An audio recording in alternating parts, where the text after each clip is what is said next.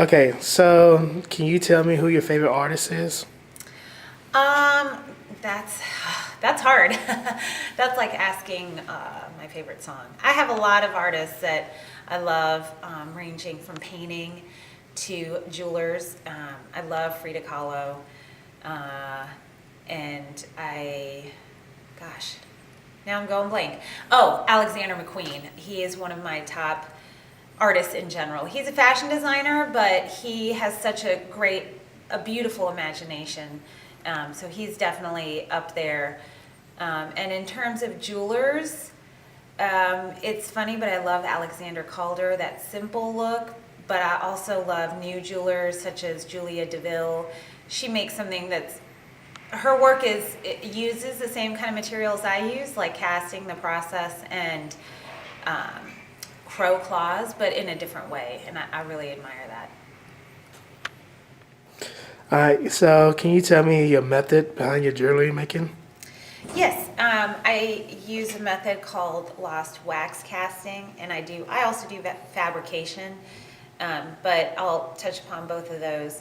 Lost wax casting is a really old process, and it's just so fun and cool because you get to use big flames. And anyways, the process is an object, and either making a mold of it and using wax as an injection in the mold. And then what happens with that is that it gets burnt out in a kiln. It's invested, is what we call with it's a ceramic, silica, various powders, and then it hardens, and the wax is burnt out, and so what's left is a cavity. So that's one process for doing it. Or you can use something that is like a stick, or bone doesn't melt out because of the carbon.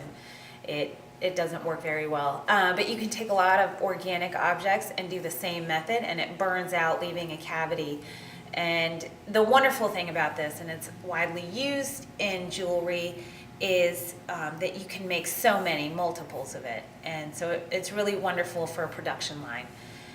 And then the other process I use is what we call fabrication, which is simply taking materials and then putting them together to make jewelry, but primarily in metal.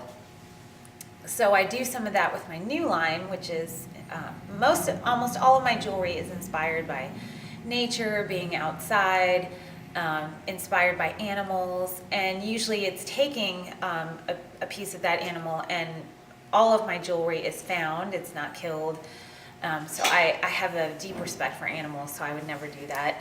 But I do find the hunting culture in North Carolina fascinating, so that kind of leads into it and has inspired some of my work, primarily from deer antler, beaver teeth, crow claws, just one actually that my fiance found. So that method is primarily with the lost wax casting, is taking an object and making a mold of it. And with the fabrication, I just started doing some rings that is something that I've never seen before, and I'm wearing it right now, looking at it. But that part of it plays into it as well, and I learned all of this, the casting, at East Carolina University. So, and it's great to be right down the road still and interact with the students. So that's my method: lost wax casting and fabrication. Okay, so do you mind telling me how your work has developed over the years? No, not at all. When I first started making jewelry, it was super simple, which is the best way to start. But in the beginning, I did a lot of stone setting, bezel set, working with various stones, and so I've always loved using stone. I mean, it adds color and dimension to jewelry. So that's something that's always stayed with me, but I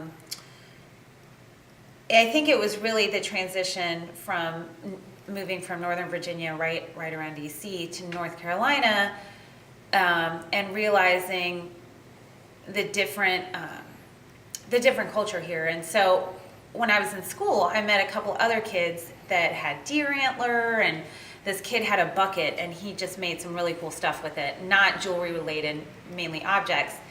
And I asked him if I could have a couple, and he was like, yeah, sure you can. And from there, the texture of the deer antler was really fascinating to me, and I was learning casting and forming, two separate classes.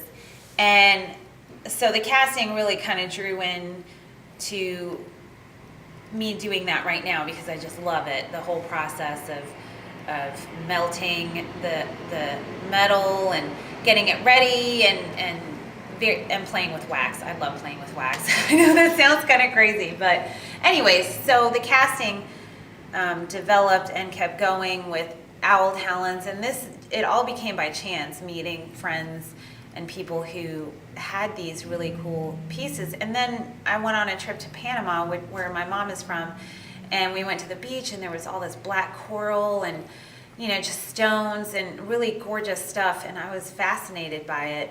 And so the combination of the found object and the casting developed when I moved to North Carolina. Before that, I used to do a lot of enameling, and that kind of found its way as well at ECU in the beginning, because Linda Darty is a wonderful enamelist, and she's one of the professors at ECU, but now in Italy teaching abroad. That was so long-winded. But so I did enameling, but right now it's kind of shifted, and I try to do a little of both. Sometimes I do enameling, and those are more for one-of-a-kind pieces. So tell me, what advice do you have for artists coming up? Be savvy. Be, it's great if you have some prior knowledge of marketing, or even getting started while you're in school, maintaining a blog. That's not for everybody, and I understand because it's hard, but you have to, my best advice is, if this is what you want to do and you love it, there are some sacrifices that you have to look at it like it's your job. You're your boss.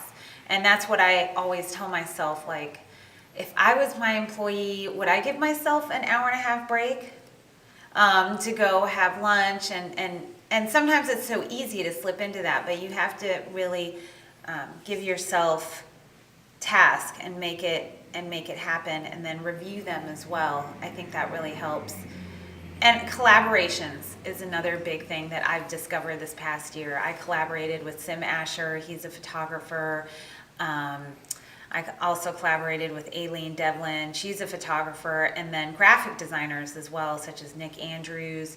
And just people in the community. And if you reach out and you do something together, that expands your group of who knows about you, and how you get your artwork and your work in general out there in the public. And I think that teamwork and collaborating with other people is huge. And that's a big advantage that we have, because we're artists, but from different mediums.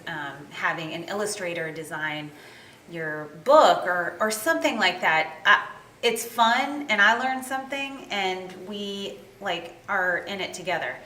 So that's another big advice. And do your research.